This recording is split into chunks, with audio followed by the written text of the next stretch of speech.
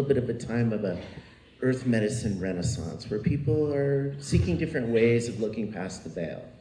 Yeah. And we're also seeing the results of maybe not doing that with prudence or due care. Yeah. My question to you would be, do you have a standard format in which you would say one should integrate when they don't understand what they've seen?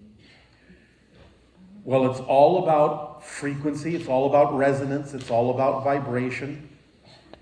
This is one of the reasons why we share what we call the formula with all of you.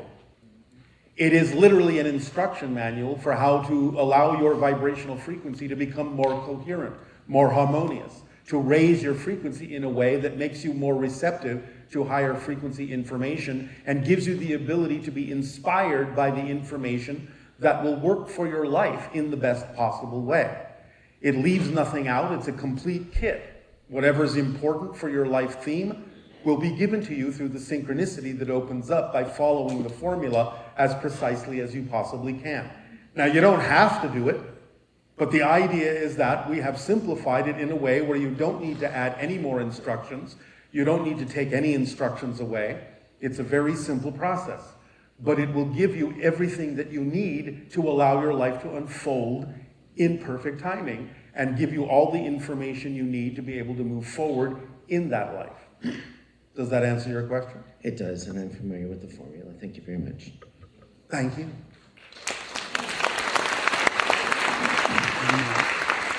This is why we give it to you, so you don't have to overthink it or anything like that. What is it? What's the formula? Very briefly, you act on your passion, number one. You act on it, number two, as far as you can take it, till you can take it no further. Look for the next thing that you can act on that contains more passion or excitement than anything else. Number three, you act on your passion with absolutely zero assumption or insistence of what the outcome should be. Number four, you act on it by staying in a positive state no matter what happens, because that way you get a benefit out of what's happening, even if it's something you don't prefer, objectively speaking. And number five, you examine your beliefs and let go of the ones that are negative or fear-based or simply irrelevant for you. When you do that, you open up a complete kit of tools that act for you automatically and move you forward and propel you and guide you through life unerringly.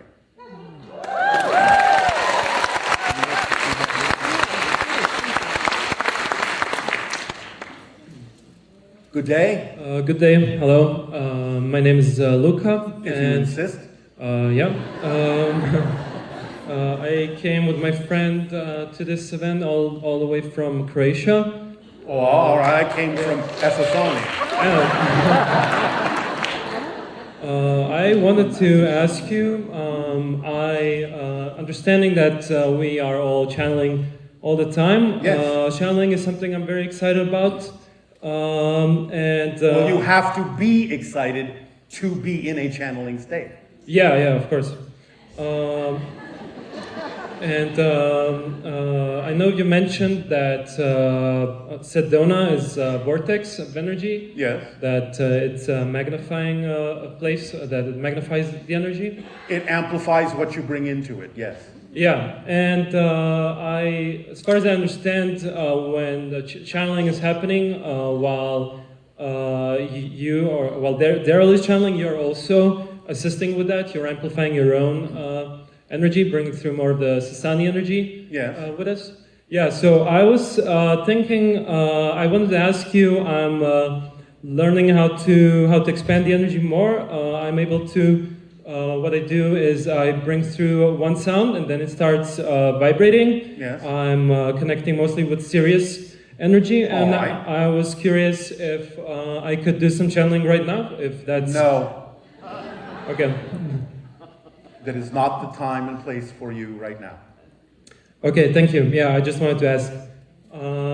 If that's not possible, I'm going to switch directions. I wanted to ask, when I had what was for me a physical experience in my bedroom, it was in the middle of the night, and I saw, it was like an astral projection version of my room, and I saw three hybrid beings. It has been told to me by another channel that these beings were a version of the Sasani beings. So I was curious if that's how you look like as well, if it's similar to that, if you could tap into that energy. We are about 5 feet of your height, very white, pale skin, very thin.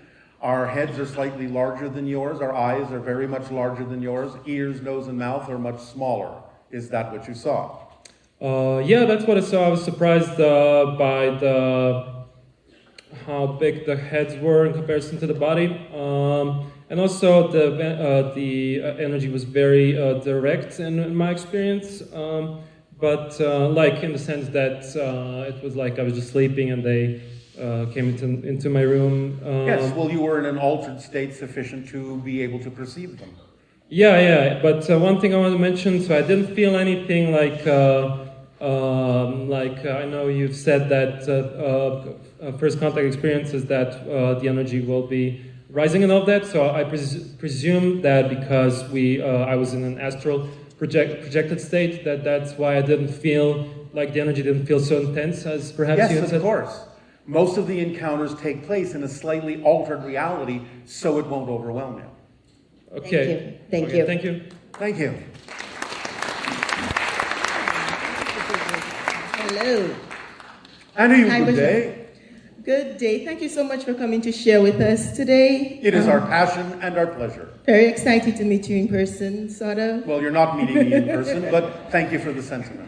Okay, I have a quick question about what you discussed earlier. We always talk about what's above us in the hierarchy from over soul to... Is there anything below us? Do we create, like the soul creates us, do we create any lower consciousness beings?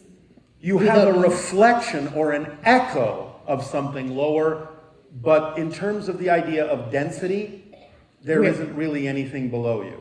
But you have created a reflection of things. You have created a reflection of things to appear as if they are. I see. Now, even unto the idea of what you call your subconscious and unconscious, many of you define these things as if they are below your conscious mind. They're not. They're above it. They're actually closer to the higher mind vibration, because the unconscious contains the totality of your entire theme in this physical reality, and the subconscious mind acts as a gatekeeper, letting through that information into the physical mind to the degree that the physical mind is capable of handling it. Yeah. Okay, that makes sense. Yes, I know, that's why I said it.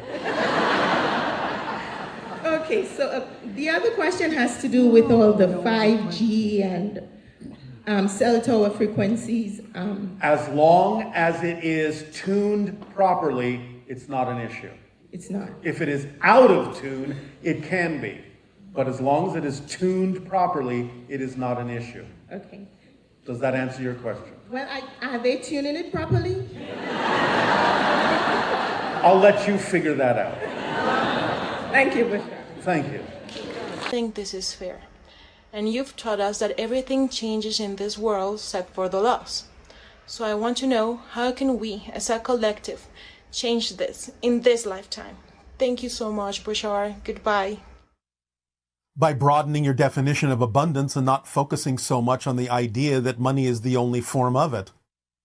Because the idea is that if you equalize all forms of abundance, such as being given a gift, such as having something to trade, such as imagination, such as communication, such as synchronicity, then you can allow whatever form of abundance, including the idea of money, as one representation of it, to come together in whatever amounts and percentages they need to form the 100% abundance that someone needs to continue to act on their excitement. But because there's been such a high degree of focus on money being the only really valid form of abundance on your planet, then you have this apparent unfair inequality. But it only seems that way because you're only focusing on one aspect of abundance. Remember, abundance is simply the ability to do what you need to do when you need to do it. And there are many ways to allow that to happen. So when you start to relax and expand your definitions of abundance, you will find that you can be equally abundant to anyone you're calling the 1% as long as you have the same capacity to do what you truly need to do when you need to do it. It doesn't matter what style of abundance you're using, you're still abundant, equally so. So it will balance out, and people who have more money will realize they don't need as much to do what they need to do, and then it will spread out a little bit more evenly among the population because everyone will be happy to use whatever form of abundance is necessary at any given moment, and the different forms will equalize themselves throughout the society.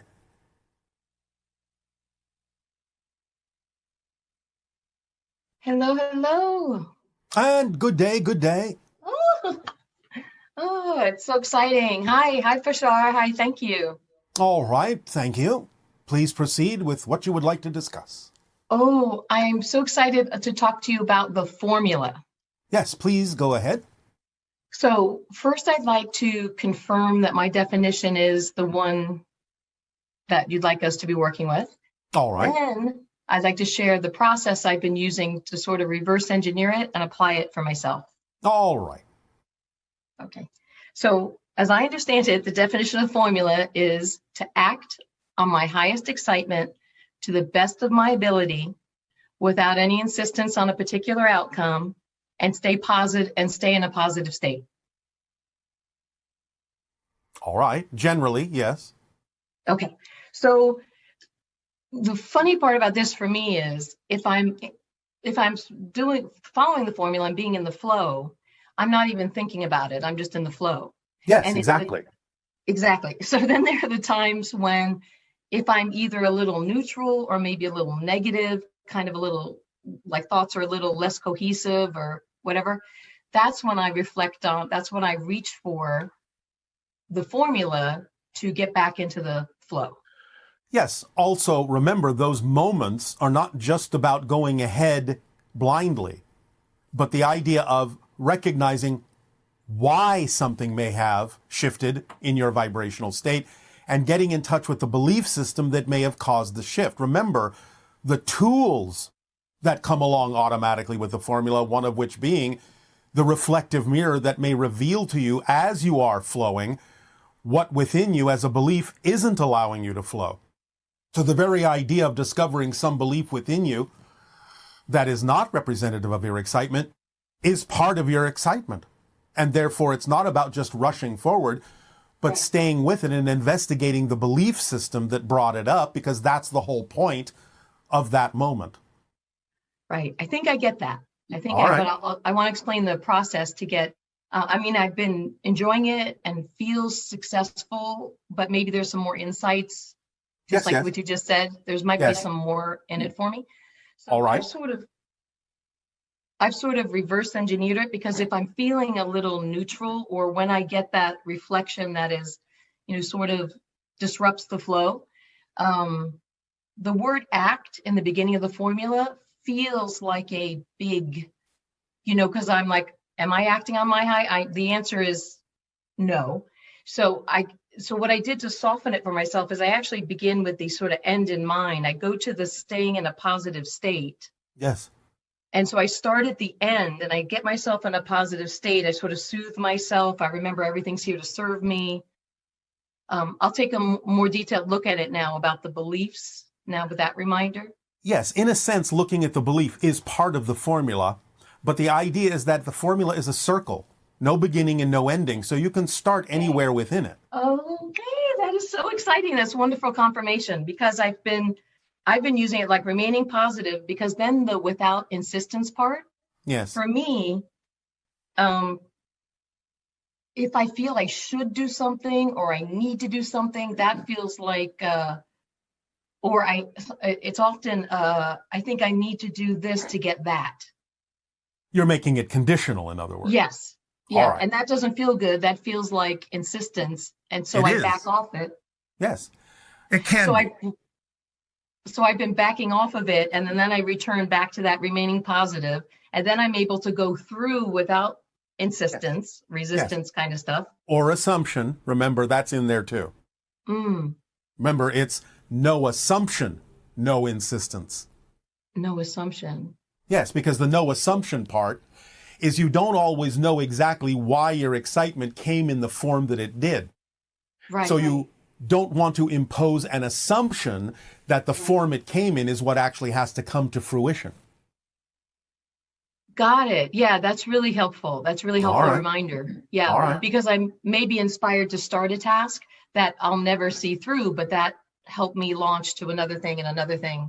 As long as it is done within that positive state, as long as you are clear that you're not the one dampening your excitement to stop doing the task, then yes, it is a natural waning of the excitement that tells you something else needs to be acted on at that moment, since you're no longer capable of experiencing your passion in that thing. Again, as long as you're not the one blocking it. I really appreciate that assumption part. Yes, yes. Thank you. And then the part about best of my ability, I used to give myself a hard time about that because I'd feel like I thought it was performance based, like No, not really. Stronger, smarter. No. It is simply, yes, on one level, do your best, but it also means look at the parameters in which you are acting. Some things will not simply allow you to go down a certain path, including synchronicity. Remember, there's positive and negative synchronicity, but I don't mean negative in the bad sense. I mean negative in the sense that it might show you not only the idea of an opportunity you can act on, but it might also reveal to you opportunities or pathways that are not your path at that moment and prevent you from acting on them. Right. So the idea is to honor whatever the parameters are in your particular society or culture as well that you've agreed to abide by. For example, some people on your planet have misinterpreted the idea that acting on your excitement means they can ignore your laws. That's not what we mean. The idea is to acknowledge the parameters that you've agreed to in your society, because if you understand that you have agreed to them, then breaking those parameters isn't necessary in order for you to experience what you need based on the actions you take. So use it as a guideline that you can work within those parameters, unless, of course, it excites you to change them through the system that allows you to do so. But if that's not something you're excited to do or not something you're able to do, then the parameters are there as a guiding mechanism. It's not about tearing through them or breaking them. Mm-hmm. That makes sense. Yes. And I appreciate the confirmation, because I had written here like what I'm using the best of my ability, that part of the formula. Yes. Now, that I'm using that to trust the synchronicity. Things will either unfold easily and flow, or it'll be disruptive or difficult, or, stub my toe, lose my keys. Yes, and again, always at that moment, make sure you're not the one dampening the excitement. But if you're not, then that's the synchronicity telling you this isn't your path right now. So is a way that I would dampen my excitement is to be anxious, or how would I dampen my excitement? Yes, you might be unconsciously afraid of moving forward on the thing that actually would be representative of your passion. Therefore, you will kill the excitement so that you have an excuse not to move forward by saying, oh, well, that doesn't excite me anymore. When in fact it actually could, if you would get in touch with the belief that is making it appear not to be. And that can come from a negative fear-based belief by saying, oh, if you go in that direction, something bad will happen, so don't go that way. You'll rationalize it through the negative belief. Yes, that seems very true. I've had that experience, so I appreciate having that extra filter to make sure I'm not the one doing it, that it really is It's always very important because, again, the formula is like an instruction manual, and you have to follow the instructions precisely in order for it to be clean, in a sense. Oh, that is so wonderful. Thank you. That is so helpful. And all right. It's Very helpful good. Confirmation. It's wonderful. And it helps me have now I have for whatever is next, the next, Yes. evolution of that. Thank you All right. so Well, much. thank you. A more efficient system of storing oxygen in the body for the purpose of accessing higher frequency domains and information.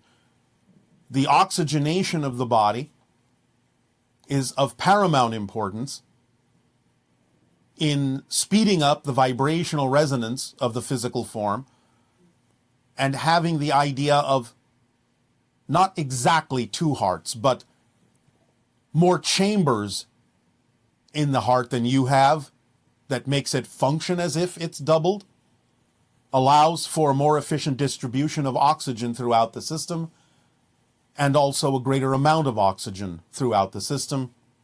That then increases the probability of raising the frequency to the exact pitch required for easier connection to higher frequency realms of consciousness and other dimensions of experience. So just like when Darryl does deep breathing in order to make the connection with you, the idea is that she has a much higher level of oxygen in her system than we do? Yes, and this is also why we have mentioned from time to time that there is more oxygen on our planet in the atmosphere. Not a lot, but enough that it allows for the stabilization of that frequency to be common. Okay.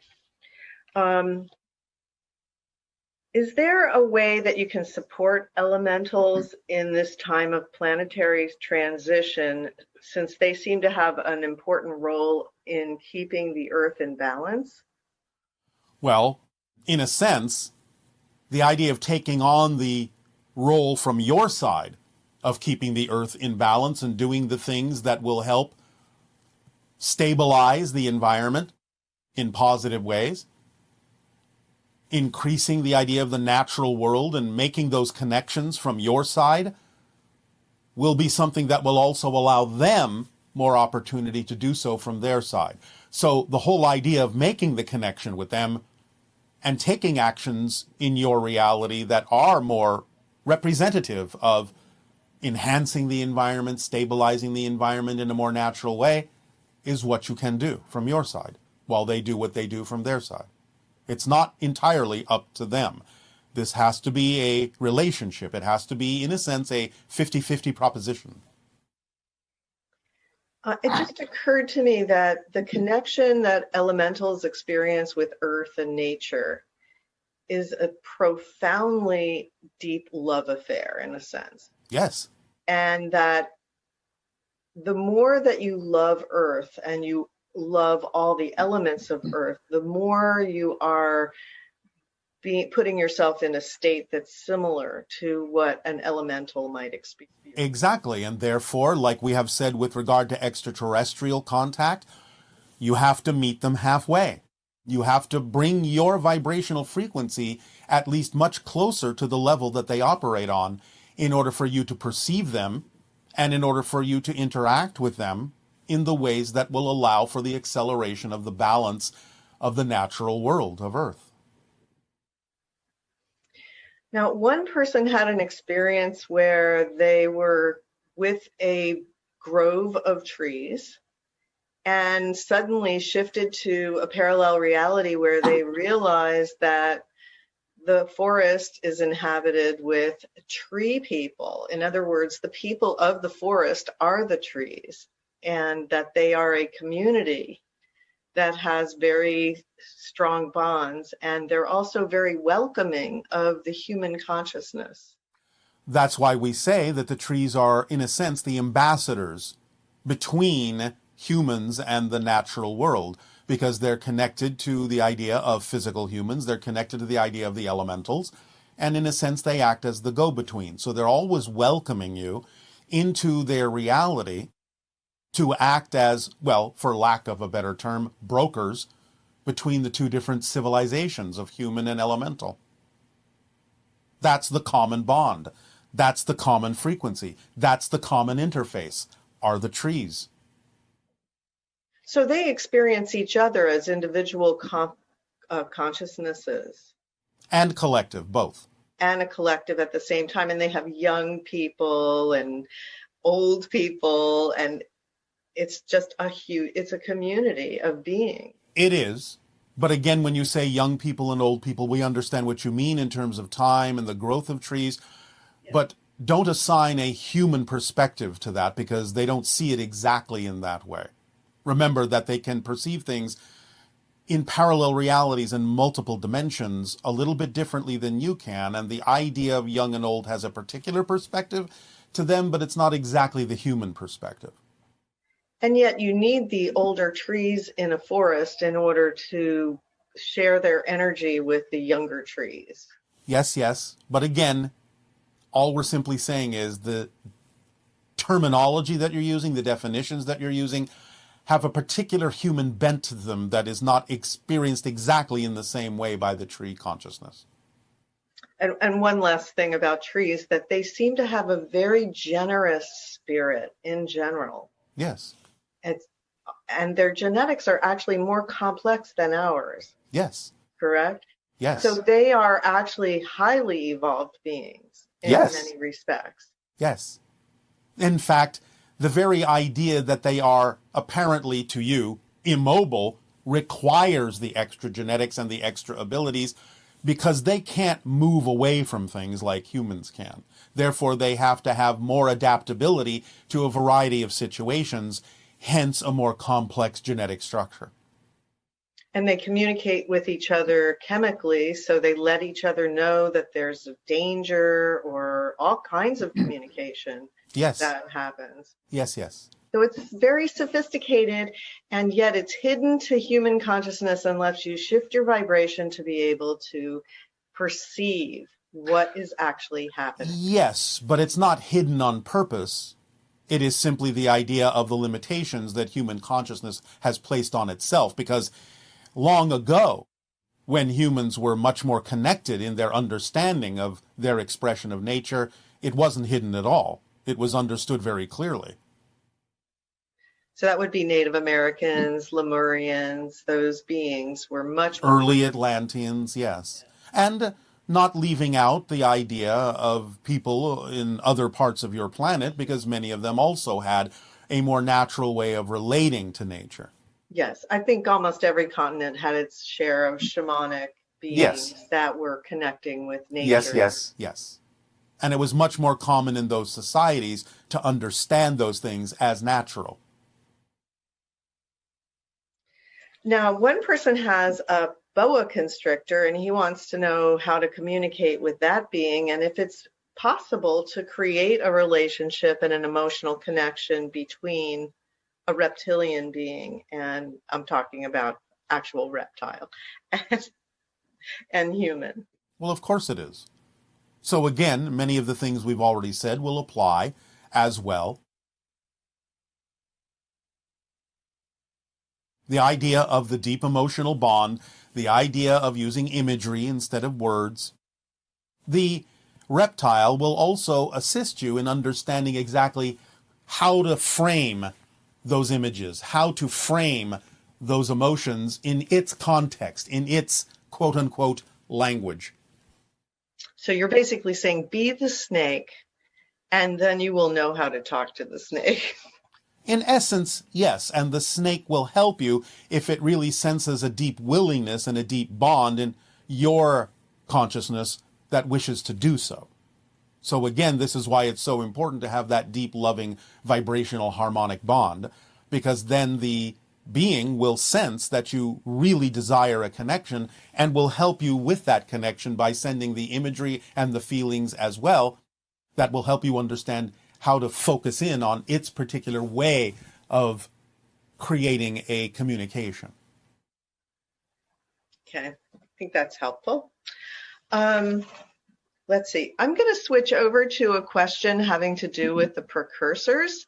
Yes. And we wanted to give you an opportunity to clarify the idea of whether precursors were actually born here on the planet or whether they are actually extraterrestrial. We understand that there may have been a slip in translation when we first talked about that concept. And this is why we have recently begun to talk about people born on the planet who have similar hybridized genetics to precursors as being preparers rather than calling themselves precursors.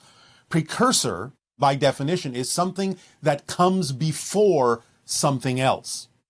And therefore, since you're already on the planet, you can't be precursors because you're not coming to the planet, You're on the planet. But you can be preparers. And the preparers can exhibit some of the same vibrational frequencies as the precursors. But precursors are born off the planet. They are hybrids from off the planet, are not born on Earth. Who is born on Earth are preparers. We apologize for any confusion in translation. Described wands, magic wands, as being descended from earlier energy waveguide technology. Yes. And that now, during this time, what is a good tool, a good material to make a wand from? It can be a natural material, but the most important thing, whether it's a natural material like wood or something that has been fashioned as a conductive material like copper, the idea is it's the proportions that are important. The idea of the ratios. The idea that the waveguide is actually indicative and representative of certain wavelengths and frequencies. Here's the thing to understand. There was a time when individuals on your planet in ancient cultures understood how to amplify the electromagnetic field around your body in a certain way. This involves the idea of understanding that there is just above the layer of your skin, a few centimeters above the layer of your skin, there is a different kind of a field composed of very quickly spinning electrons. This is what many people typically call the auric field, but it's an electromagnetic field composed of electrons that are spinning at a very high rate of speed. Certain kinds of breathing and meditations can amplify the rotation of these electrons, amplify and magnify the effect of this electronic field around your body, electromagnetic field around your body. And it is when you have learned to amplify that field and get them all spinning at a certain frequency and in alignment with one another, that you have the ability to siphon off some of that energy from your body using these waveguides that you're now remembering as wands, and direct that energy for a variety of purposes. So if you're interested in contact with extra or with elementals, then using a natural material would be conducive to that. It can be, but again, it depends upon the person and how they relate to the idea of the wand, its proportions, and the material made thereof. So it will be an individual thing. So as far as those proportions you were describing, can you give us any of those proportions? Or did you just do that and I missed it? Well, again, some of it is based on the natural phi ratios of 1 to 1.618, because that's what your body is based on. So it's an extrapolation of that, but it's also picking up on the wavelength itself that is generated by the spinning electron field around your body. So that would have to be measured, because it will be slightly different for every individual, and therefore the proportions and dimensions of the wand would also be slightly different for every individual. Okay. Maybe we'll explore this more deeply going, in the future. Is there a vibrational phone number for the magical world of Avalon?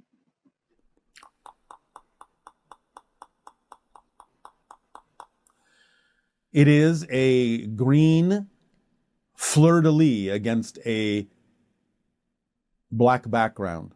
Now, there can be some augmentations to this, but in general, an emerald green fleur-de-lis against a black background can, for many individuals, put you in touch with the vibrational frequency archetypally of what you are referring to as Avalon.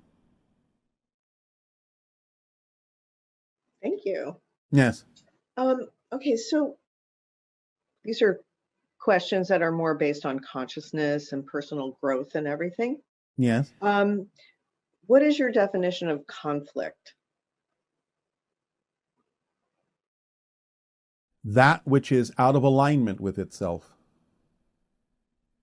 in a challenging way that allows it, if taken advantage of, to grow, or, if not, to descend further into conflict, until it is a pressure, until it becomes a pressure that forces individuals to go in a new direction.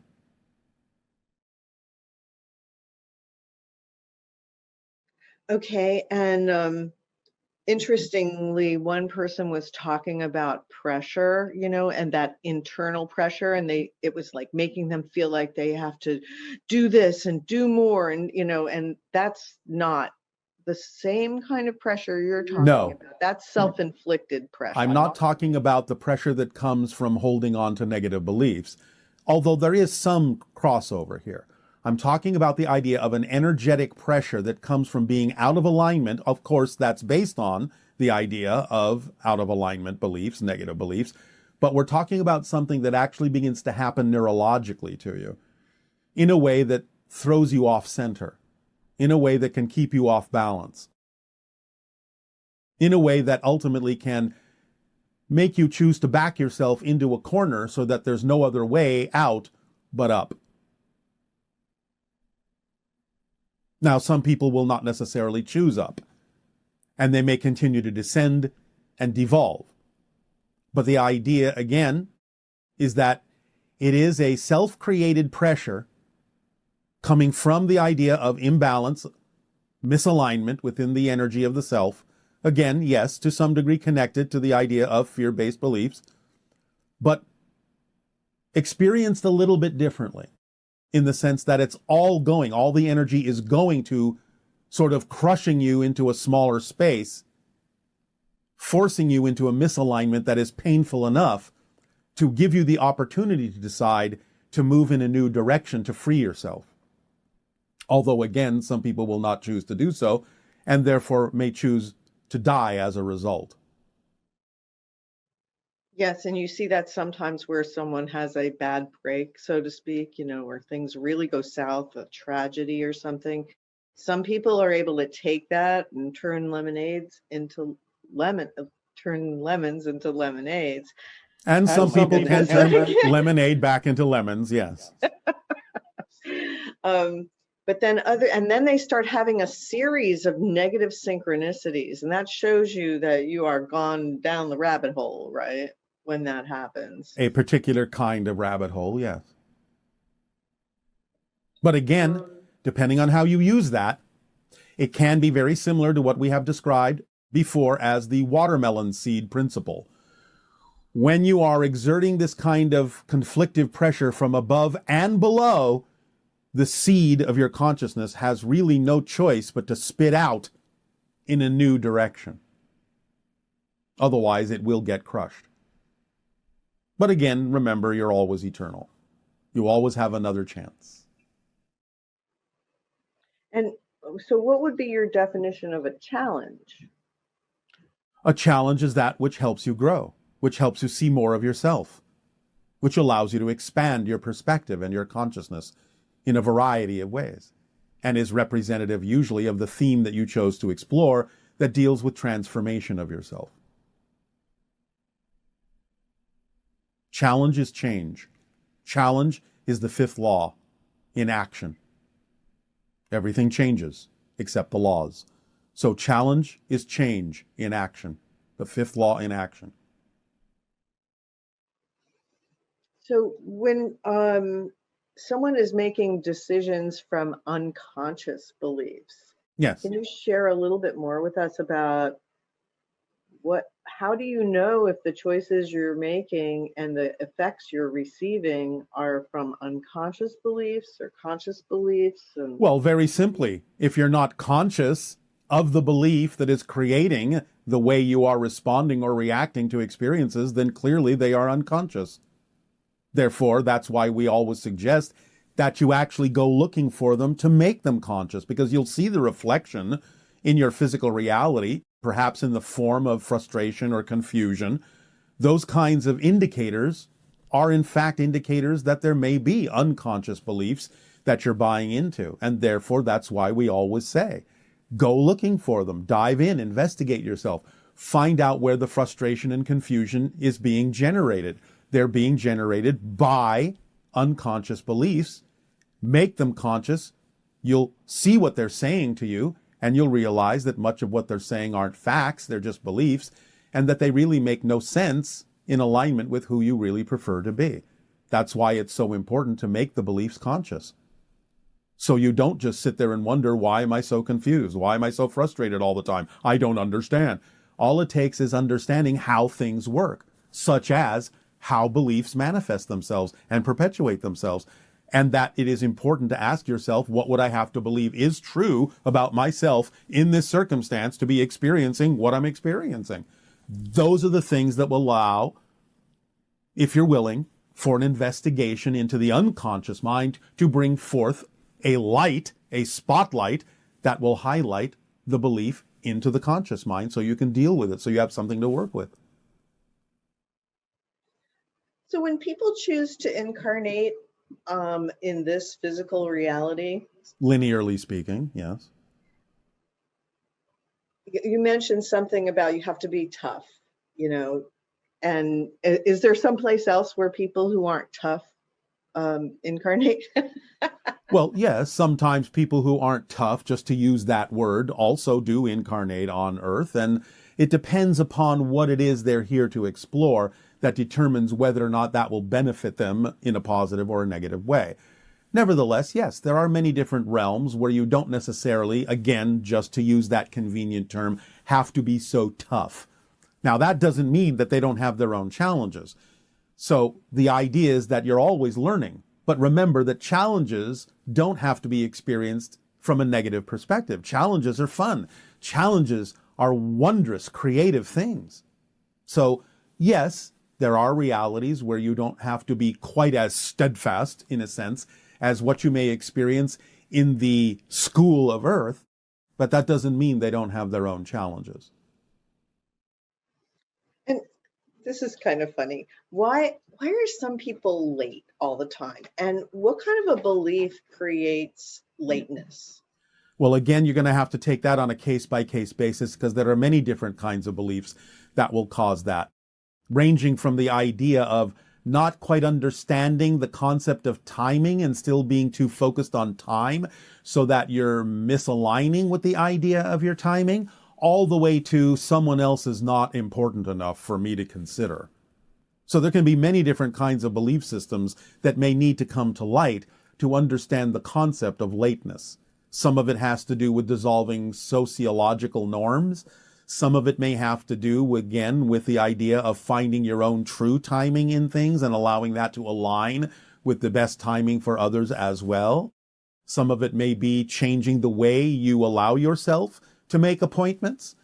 It just has to do with whatever that person is dealing with as their particular challenge relating to time. And also it has to do with the fact that time and space are becoming more plastic and fluid and dissolving, and you don't all know how exactly to handle that yet because you're breaking your physical reality down and may not really be fully aligned yet with the idea of how you can relate to the concept of the way in which space and time now need to be experienced in the way your physical reality is changing. So any number of different kinds of reasons for that experience, but you would have to explore it on a person-by-person basis. Thank you. And our last question. Yes. This heartfelt question from someone that is 15. Yes. And doesn't feel like they're themselves. And it's a very hard feeling to describe. It's like they don't have memories of a past life, or the universe was blank. Let's see. They just seem to be exploring the nature of alternate realities and this reality. And so when you're 15, your brain is developed to a certain point, correct? And yes. There is a pathway to understand how to relate to this reality that causes less pain and confusion. And that's the formula. So for a 15-year-old, even for anyone, the formula is the way. And remember, because the formula leaves nothing out that's relevant, the formula and synchronicity will adapt itself to the age and abilities of the person. So do the best you can to act on your passion on every level. That may mean simple things too. Remember, it's not about just having one expression of the idea. Many people on your planet misunderstand the phrase, act on your passion, find your passion, as if there's only one expression. That's a misunderstanding. That's a false assumption that there can only be one expression of your passion. So don't proceed from that. Proceed from the thing that, and the understanding that anything you do, anything and everything, from the simplest thing like taking a walk or reading a book to a life-spanning career, can be done in the most passionate way. There is always going to be the way that's the most passionate way for you, that aligns with you, no matter your age or capabilities. So allow synchronicity to bring you the opportunities, and act on whatever you can that contains even just a little bit more excitement or attractiveness than anything else first, and let that be your guide through life, because it will always adapt itself to whatever capabilities, whatever point you're at in your life. It will adapt itself to you, because that's how it works, because it leaves nothing relevant out. Otherwise, it would be pointless if it brought you something you weren't capable of handling. So the idea is that when you're 15, it's easier to follow your passion because you're more in touch with that often. Maybe. Again, it depends upon the 15-year-old and what they've been taught up to this point. But it's a good map for everyone because it really does turn on your internal GPS and Yes. help you find the map that is already within you. Exactly. Because you all come with that.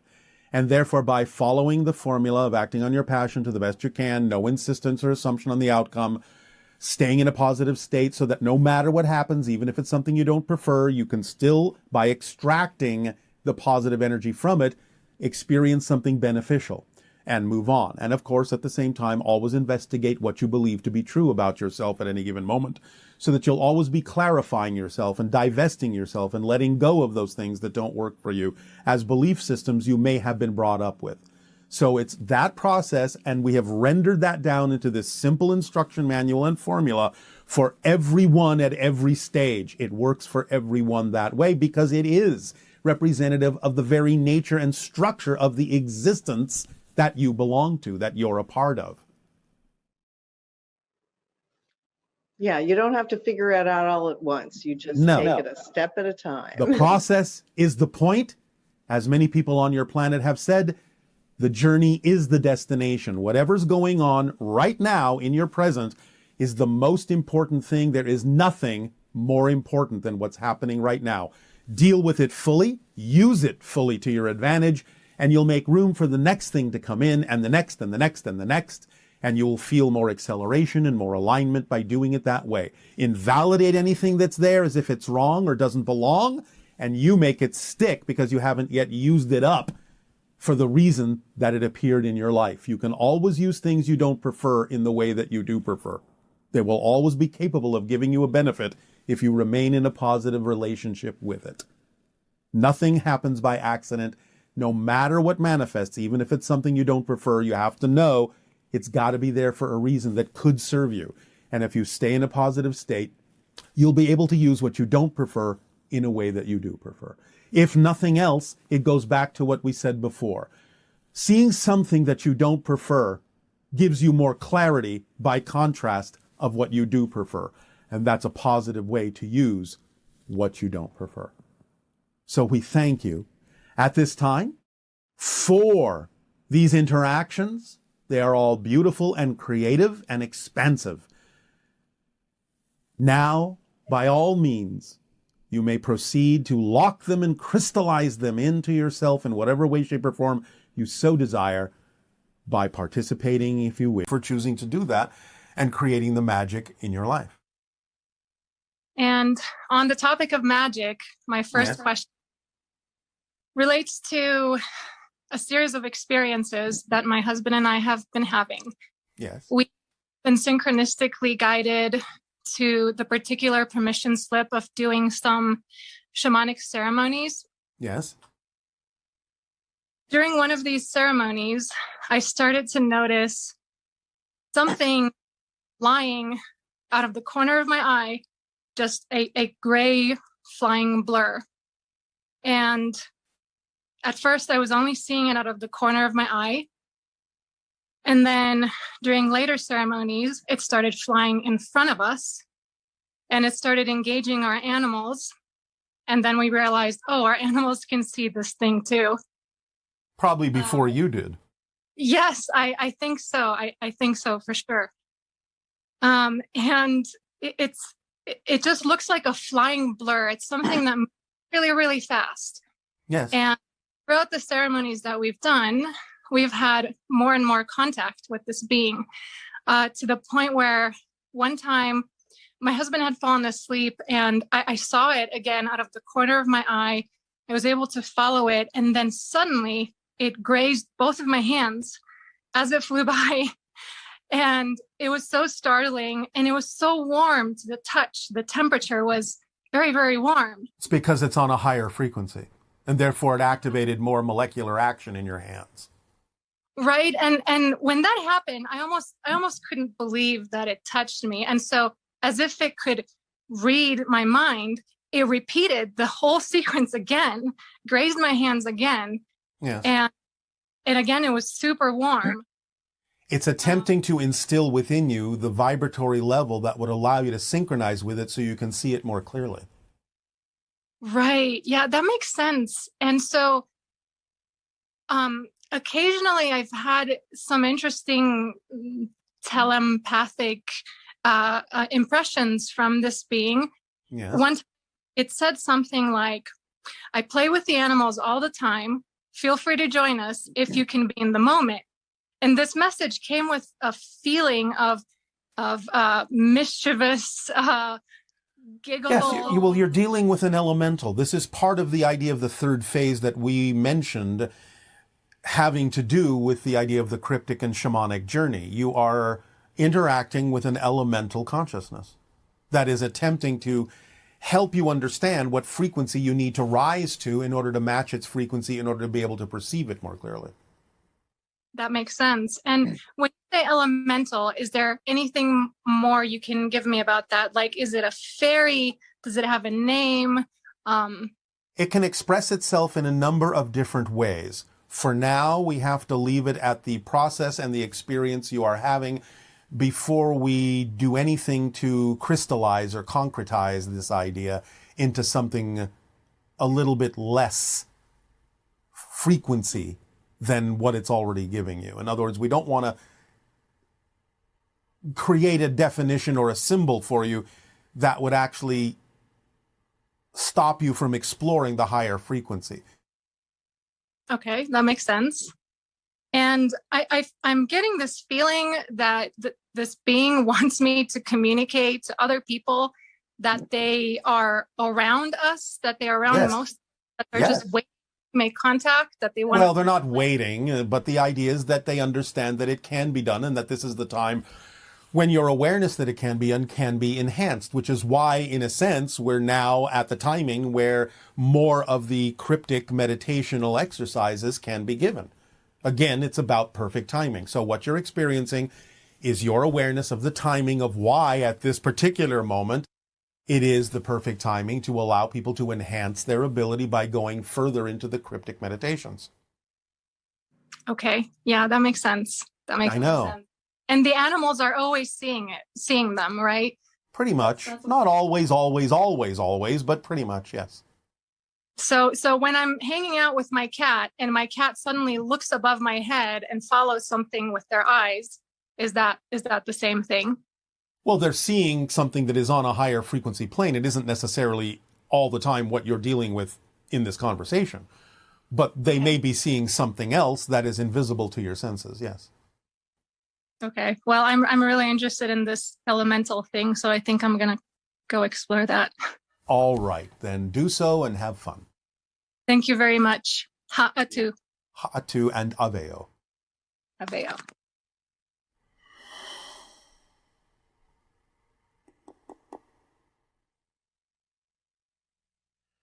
Hi Bashar, I'm Joe from Osaka, Japan. I'd like to ask you about veganism. So I became a vegan about 4 months ago, and it's been serving me pretty well. There are multiple reasons why I became a vegan, but ultimately it all comes down to this notion that you've talked about before, that people are expression of nature, not just isolated individuals within it. I think that living in harmony with other animals is crucial for us to go to the next level, if you will.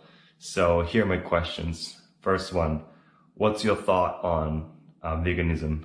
Second one, is it have to do with people's consciousness? I'm currently trying to spread the idea of veganism throughout Japan, which became one of my passions. Thank you, Bashar. Bye. Living in harmony with anything is essential for you to continue to raise your frequency. Veganism can be a result of living on a certain frequency level where you simply lose the urge to eat certain things that have to do with animal product.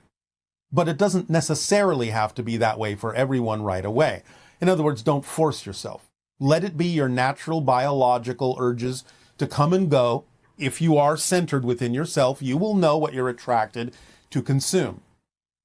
Sometimes a body on your planet at this time may need certain amounts of meat protein, although most of you don't need as much as you think. But the idea, of course, is how it's done, how the relationship is formed. In many indigenous societies that hunt, remember that they're doing it in a way, generally speaking, or at least they used to, that is more in harmony with nature in the sense of culling the animals that are not necessarily the strongest. So the idea is that the animal itself, in its state of being, is choosing to be of service as the human is choosing to be of service to the animals in that particular kind of a relationship of consuming the animals that may be lessening the strength of the entire group of animals to allow the entire